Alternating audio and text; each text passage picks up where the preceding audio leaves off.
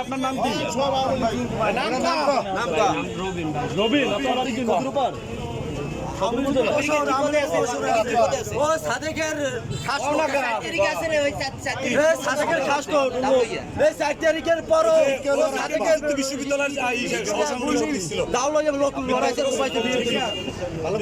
বিশ্ববিদ্যালয়ের সহসাংগঠনিক পদে ছিল এবং ও হলো চরকাম ইউনিয়ন বিএনপির ছাত্রলীগের প্রেসিডেন্ট ক্যান্ডিডেট ছিল।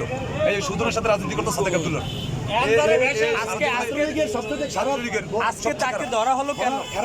তাকে পাওয়া গেছে এবং ছাত্র হত্যার মামলার আসামি। আচ্ছা, আমরা কিছুদিন আগে শুনছি যে সদর উপজেলায় একটি অনাকাঙ্ক্ষিত ঘটনা ঘটেছে, এর নেতৃত্বে ওই যে ওইখানে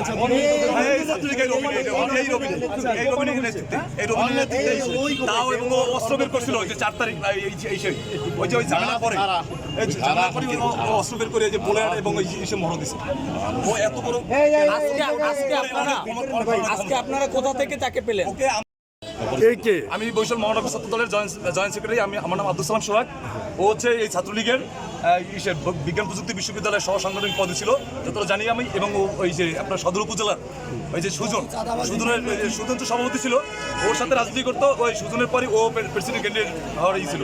ও 4 তারিখে চৌমতায় ও দাঁড়াইছে। চৌমতায় এবং ওর হাতে রিভলভার ছিল এবং ওর সাথে সংঘবঙ্গদের সাথে প্রায় 400-500 লোক ছিল। ওরা আমাকেও অ্যাটাক করছিল, আমাকে ধরতে পারেনি। এই ছাত্রদের সাথে অতর্কিত হামলা করছে ওরা ওই 4 তারিখে। এবং নদীর উপরে এই আমাদের বর্তমানে ছাত্র দলের অনেক নেতাকর্মীর উপরেও হামলা করছে সেদিনকার দাউনিয়া। তারপরে আমরা গেছিলাম ওখানে আমাদেরকেও পিস্তল উঁচিয়ে